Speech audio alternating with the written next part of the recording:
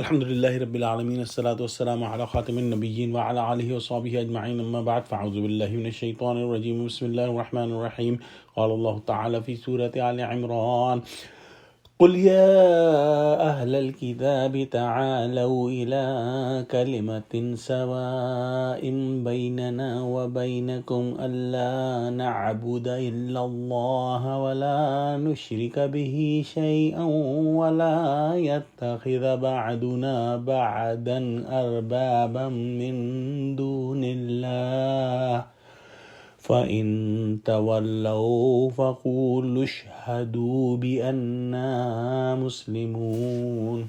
Translation: O people of the book, let us come to an agreement on that word that is common between us and you, that we worship none except Allah, and that we should not associate any partner to Him, and that none of us take any other as our Rabb, patron, or other than Allah.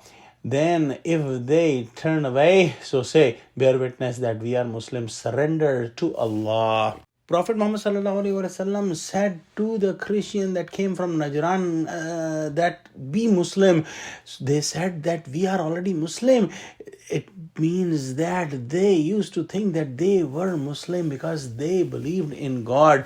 Similarly, when the Jews and Christians were given the concept of Tawheed, the oneness of Allah, they used to say that we also say that Allah is one.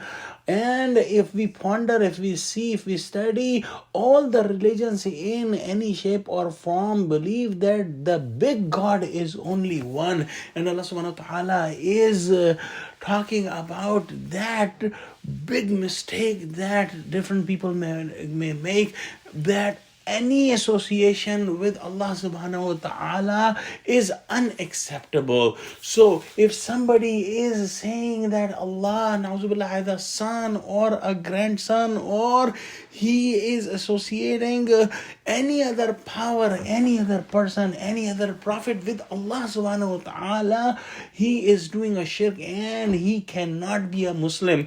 Also, a Muslim who is claiming that he believes in Allah has to believe in the prophet that Allah subhanahu wa ta'ala sent, and also has to believe in the book that Allah subhanahu wa ta'ala has sent. Similarly, if somebody believes that anyone other than Allah can make laws, then they are doing the shirk as well as the Christian did. And in one incident, the son of Hatim Thai, whose name was Adi bin Hatim radiallahu ta'ala anhu, and he was a companion of Prophet Muhammad sallallahu alaihi wasallam, and he was Christian before and then became Muslim. When he heard this ayah, he said to Prophet Muhammad sallallahu alaihi wasallam that, O Prophet sallallahu alaihi wasallam, we did not make anyone our Rabb besides Allah. So why Allah subhanahu wa ta'ala has said in this ayah that do not make anyone your Rabb other than Allah? Prophet Muhammad sallallahu alaihi wasallam said that your leaders, your Pope, did not make certain things halal and certain things haram for you. They said, yes, they did, and we obeyed them. Prophet Muhammad sallallahu alaihi wasallam said that this is included in making someone your Rabb if you are accepting their orders for halal and haram.